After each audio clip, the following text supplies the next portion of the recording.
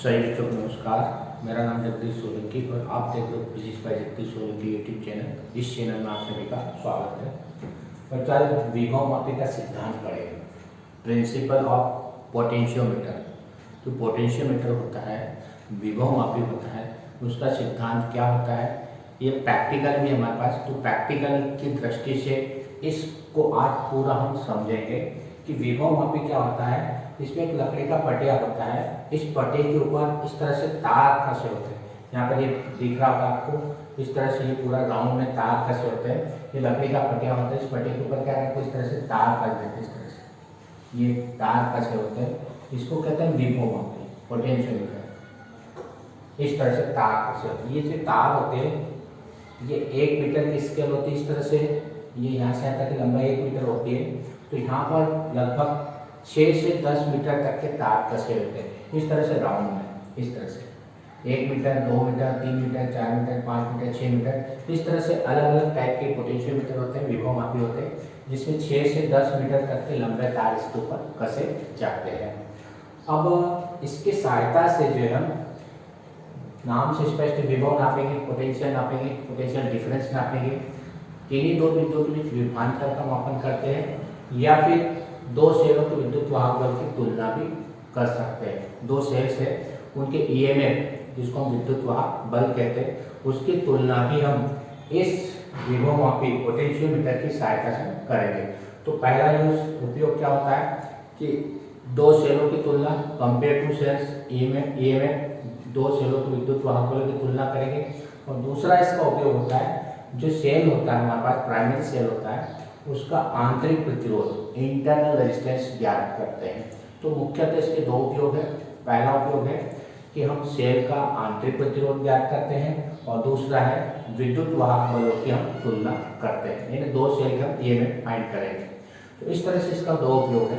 तो विभव मापी क्या होता है पोटेंशियोमीटर, कि विभव मापी एक ऐसा उपकरण होता है जिसकी सहायता से हम यथार्थ, एग्जैक्ट, बिल्कुल सही साथ विद्युत वाहक बल या दो बिंदुओं के बीच विभवांतर का मापन करते हैं। उस उपकरण को हम विभव मापी या पोटेंशियोमीटर कहते हैं। तो पोटेंशियोमीटर जब भी नाम आएगा, पोटेंशियोमीटर मतलब पोटेंशियल फाइंड करता है, दो बिंदुओं की, दो पॉइंट के बीच पोटेंशियल डिफरेंस जो होता है उसको ज्ञात करने के लिए हम पोटेंशियोमीटर का उपयोग करते हैं। या फिर ईएमएफ, सेल का ईएमएफ ज्ञात करने के लिए इसका उपयोग करते हैं, या फिर सेल का इंटरनल रेजिस्टेंस भी हम इसकी सहायता से ज्ञात कर सकते हैं। अब इसका हम सिद्धांत देखेंगे, चित्र देखेंगे, परिपथ देखेंगे। ये इसका सर्किट डायग्राम बना रखा है, ये पूरा सर्किट डायग्राम है। इसमें क्या होता है कि जो ए बी होता है, ये ए से बी का, ये मीटर सेतु का तार होता है, वायर होता है, जो मैग्नीज या कांस्टेंट का बना होता है।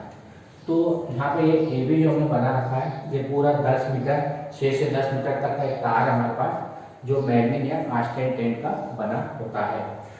यहाँ पर इस तार के साथ हमारे पास में एक हम बैटरी जोड़ देते हैं, बैटरी जोड़ देंगे, और एक कुंजी जोड़ देंगे, और एक धारा नियंत्रक जिसको हम परिवर्तित प्रतिरोध कहते हैं।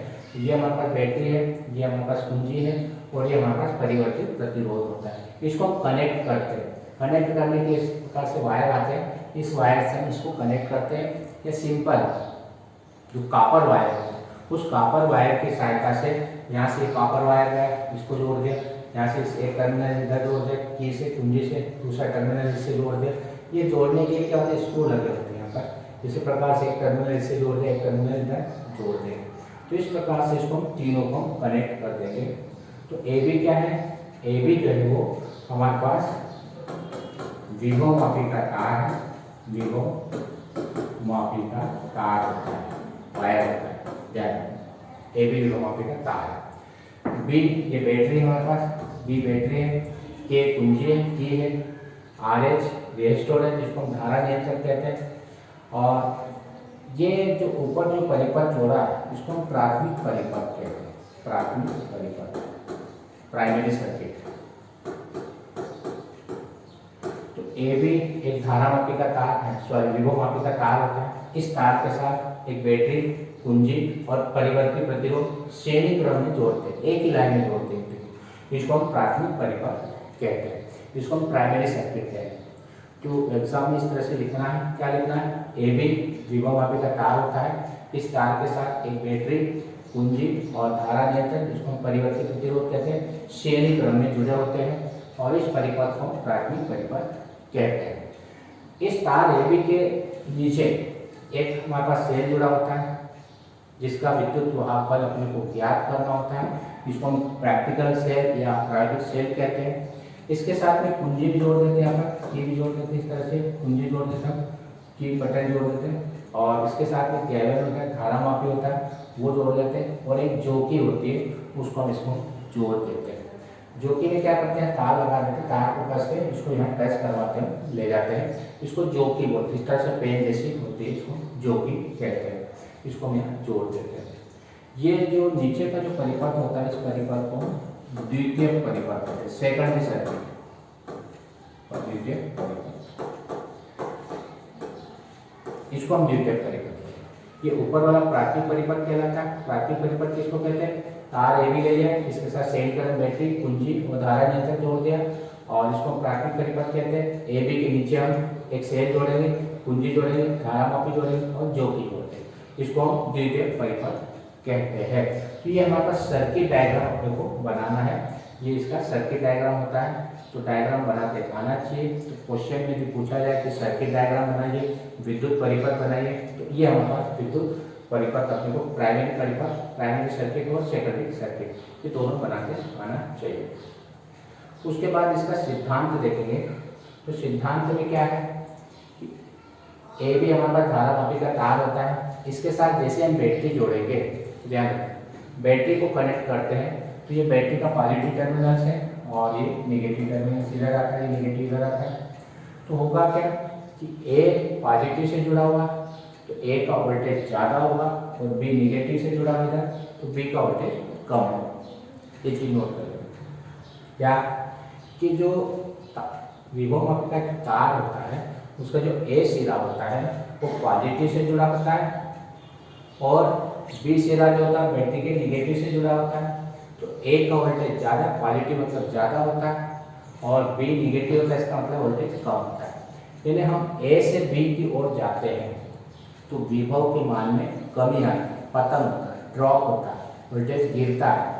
तो जब हम ए से बी, यहाँ वोल्टेज ज़्यादा है और जैसे जैसे अपन ए से बी की ओर आएंगे वोल्टेज के मान में क्या होती है, कमी होती है, में गिरावट आती है, इसको हम पतन बोलते हैं, विभव पतन, विभव प्रवणता बोलते हैं। तो ये जो लंबा तार हमने ले रखा है, मान लो इस तार की लंबाई हमने कैपिटल एल मान ली है, तो इस एल लंबाई का तार है, तो इस एल लंबाई के तार में जो विभव में पतन होगा उसको हम विभव प्रवणता बोलेंगे। जब विभव प्रवणता किसको कहते हैं, इसका जो फार्मूला होता है रो बराबर होता है V बटे एल। यदि एल इक्वल टू 1 हो जाए रो इक्वल टू हो जाएगा V। यदि लंबाई यदि एकांक ले लें तार की, तो एकांक लंबाई के विभव में जो पतन होता है, वोल्टेज का जो ड्रॉप होता है, कम होता है, उस विभव को विभव प्रवणता कहते हैं। तो विभव प्रवणता का फार्मूला अपने मालूम होना चाहिए, ध्यान रखना कि रो इक्वल टू होता है V बाय एल, ये विभव प्रवणता कहलाती है। यानी दूरी के साथ विभव में परिवर्तन होता है। सिंपल भाषा में है कि जब दूरी हम इधर चलते हैं तो विभव का मान चेंज होता है, कम होता है, पतन होता है, गिरावट आती है, उसी को नाम देते हैं विभव प्रवणता। तो यदि लंबाई को एकांक मान लें तो एकांक लंबाई में विभव में जो पतन होता है उस पतन को विभव प्रवणता कहते हैं। यदि तार की लंबाई एकांक मान लें तो एकांक लंबाई में विभव के मान में जितना भी पतन होगा, कमी होगी, उसको विभव प्रवणता कहते हैं। तो विभव प्रवणता को हम रो से प्रदर्शित करते हैं। ये रो पोटेंशियल ग्रेडियंट कहलाएगी, विभव प्रवणता कहलाएगी, V विभव पतन कहलाता है, L तार की लंबाई होगी। तो इस तरह से अपने को मालूम होना चाहिए। तो ये विभव प्रवणता का सूत्र हो गया कि rho equal to V by L. एकांक लंबाई में विभव में जो पतन होता है उस विभव में पतन को हम विभव प्रवणता कहते हैं। या हम कह सकते हैं कि दूरी के साथ विभव में परिवर्तन होता है तो उसको हम विभव प्रवणता कहते हैं। प्रवणता शब्द दूरी के लिए उपयोग किया जाता है। जब भी प्रवणता आता है मतलब दूरी के साथ परिवर्तन होता है तो उसको हम विभव प्रवणता कहते हैं, पोटेंशियल ग्रेडियंट कहते हैं। अब प्रैक्टिकल करने के लिए क्या करते हैं कि इस प्रकार से पूरा परिपथ तैयार किया जाता है कि एक बैटरी जोड़ते, कुंजी जोड़ते, परिवर्ती प्रतिरोध जोड़ते इस तार के साथ में, और इधर नीचे से सेल जोड़ते, कुंजी देते, धारा मापी और एक चौकी जोड़ते। इस तरह की चौकी होती है, इसमें वायर कर देते हैं और उस चौकी के यहाँ टच करवाते जाते हैं। तो ये पूरा प्रैक्टिकल अरेंजमेंट हमारे पास में है कि इस तरह से कनेक्शन से वायर अपने को करना है। उसके लिए इस तरह से वायर आते हैं कनेक्शन करने के लिए। ये सारे वायर जुड़े हुए हैं, ध्यान रखना ये सारे वायर जुड़े हुए हैं। तो वायर हमारे पास में आते हैं, ये सामान्यतः तांबे के तार का उपयोग कर सकते हैं। अब इसमें एक चीज़ ध्यान रखना है कि जैसे हम इस चौकी को, ये चौकी हमारे पास मान लो इसको यहाँ टच करवाते हैं, इस ए सिरे के पास करवाते हैं, तो जो धारा मापी, ये धारा मापी होता है, ये सामान्यतः इसके जो पॉइंटर होता है, संकेतक होता है, जिसको हम काटा बोलते हैं, हमेशा जीरो पे होता है। तो जैसे इसको हम यहाँ टच करवाते हैं ए पे, तो ये पॉजिटिव होता है, पॉजिटिव सिरा, तो इसमें डिफ्लेक्शन किस तरह से इस तरफ आता है, इधर आता है। और यदि इस चौकी को हम यहाँ टच करवाते तो विक्षेप इधर आता है, और यदि चौकी को यहाँ से यहाँ ले जाते, बी पे टच करवाते तो विक्षेप इधर इस डायरेक्शन में चले जाता है। मान लो क्या माना हमने कि ए पर यदि टच करवाते हैं, क्योंकि दोनों में धारा की डायरेक्शन अलग है, एक में प्लस है एक में माइनस है, तो जैसे ही चौकी को यहाँ टच कराए तो विक्षेप हमने मान लिया लेफ्ट साइड आ रहा है, और जैसे ही चौकी को हम बी के पास में टच कराते तो विक्षेप क्या होता है, राइट साइड में चले जाता है, डिफ्लेक्शन इधर राइट साइड में हो जाता है। अब मान लो कि इसको हम ए से टच करवाते करवाते इधर लाए, इसको टच करवाते करवाते ए से इधर जो कि कुछ तरह से टच करवाते ले जाना है, और तो क्या होगा, पॉइंटर इधर आता जाएगा, इधर आता जाएगा, और एक स्थिति ऐसी आएगी कि जो संकेतक काटा है वो बिल्कुल जीरो के सामने आ जाएगा। ए पे टच करवाए इधर आया काटा, जैसे इसको ए से हम बी की ओर टच करवाते ले जाएंगे इधर, तो काटा क्या होता है, इस तरह से बढ़ता जाएगा, और एक स्थिति कैसे आ जाएगी कि बिल्कुल जीरो के सामने आ जाए। उस स्थिति को हम विभव मापी की संतुलन की स्थिति कहते हैं, बैलेंस कंडीशंस बोलेंगे। कब, जब इस धारा मापी में विक्षेप कितना हो जाए, शून्य हो जाता है, नल पॉइंट, जिसको शून्य विक्षेप की स्थिति कहते हैं या संतुलन की स्थिति कहते हैं। तो संतुलन की स्थिति में क्या होगा कि इसमें से कोई विक्षेप नहीं होगा, यानी धारा मापी में से कोई धारा प्रवाहित नहीं होती है। तो यहाँ से हम टच करवाते ले जाएंगे, एक स्थिति ऐसी आ जाएगी कि जहाँ पर विक्षेप शून्य हो जाए, उस स्थिति को हम विभव मापी की संतुलन की स्थिति या शून्य विक्षेप की स्थिति कहते हैं। मान लो कि ये लंबाई L, यहाँ से यहाँ तक हमने इसको टच करवाते ले गए, और यहाँ पे आके जीरो आ गए, एक तरफ प्लस है एक तरफ माइनस है, यहाँ टच करवाते इधर आएगा, यहाँ टच करवाते इधर आएगा, तो बीच में एक पॉइंट ऐसा आएगा जहाँ पर विक्षेप क्या आएगा, जीरो आएगा। उस स्थिति को ही हम संतुलन की स्थिति या शून्य विक्षेप की स्थिति कहते हैं। अब क्या करना आपको कि भाई संतुलन की स्थिति आ गई, इसका मतलब क्या हुआ कि धारा मापी में से कोई धारा प्रवाहित नहीं हो रही है। तो इस स्थिति में इस सेल का जो विद्युत वाहक बल होगा, ये और ये दोनों समांतर क्रम में जुड़े हुए, ये सेल और ये तार है, ये दोनों समांतर क्रम में जुड़े हुए। इस स्थिति में जो इसका विद्युत वाहक बल होगा वो इसके वोल्टेज के बराबर होगा, ए और जे के विभवांतर के बराबर होगा, का विभवांतर वोल्टेज ए और जे के बीच में जितना वोल्टेज होगा उतना सेल का होगा। क्यों? क्योंकि दोनों समांतर क्रम में वोल्टेज बराबर होता है। सेल का वोल्टेज E होता है क्योंकि इससे कोई धारा प्रवाहित नहीं हो रही है, और जब धारा प्रवाहित नहीं होती है तो सेल के वोल्टेज को हम EMF कहते हैं। जितना यहाँ EMF है उतना इस तार में वोल्टेज उत्पन्न होगा। क्यों? क्योंकि दोनों समांतर क्रम में जुड़े हैं, और समांतर क्रम में एक बात नोट कर लेना, विभवांतर वोल्टेज हमेशा समान होता है। तो यहाँ का जितना वोल्टेज ए और जे के बीच का जो विभवांतर होगा वही हमारे पास ये सेल के जीरो के बीच का विभवांतर होगा। तो विभवांतर कैसे निकालेंगे? तो विभवांतर V equal to rho L, यहाँ से हमने निकालेगा। यहाँ लंबाई हमने कैपिटल एल मानी थी, पूरे तार की लंबाई एल मानी थी, अब ये लंबाई हमारे पास स्मॉल एल है, तो यहाँ से वोल्टेज निकल जाएगा। तो V इक्वल टू क्या जाएगा, इसका स्मॉल एल है, तो रो इक्वल टू हमारे पास में आ जाएगा, रो इक्वल टू होता है V बटे स्मॉल एल। अब लंबाई L लेना, क्योंकि ये लंबाई L ले लिया, संतुलन बिंदु की लंबाई, तो यहाँ से क्या आ जाएगा, V बराबर रो एल, V बराबर रो एल। इस तरह से A का मान, A और J के बीच का विभवांतर कितना आ जाएगा, E बराबर हो जाएगा रो एल। और यही विभव मापी का सिद्धांत होता है, क्योंकि वोल्टेज रो एल होता है, ध्यान रखना वोल्टेज होता है वो रो एल के बराबर होता है। तो इसका वोल्टेज और इसका वोल्टेज दोनों बराबर, और वोल्टेज का formula V equal to rho L. Rho क्या है? विभव मापी की प्रवणता, जिसको अपन कहते हैं विभव प्रवणता कहते हैं। और ये हमारे पास मान निकल आया।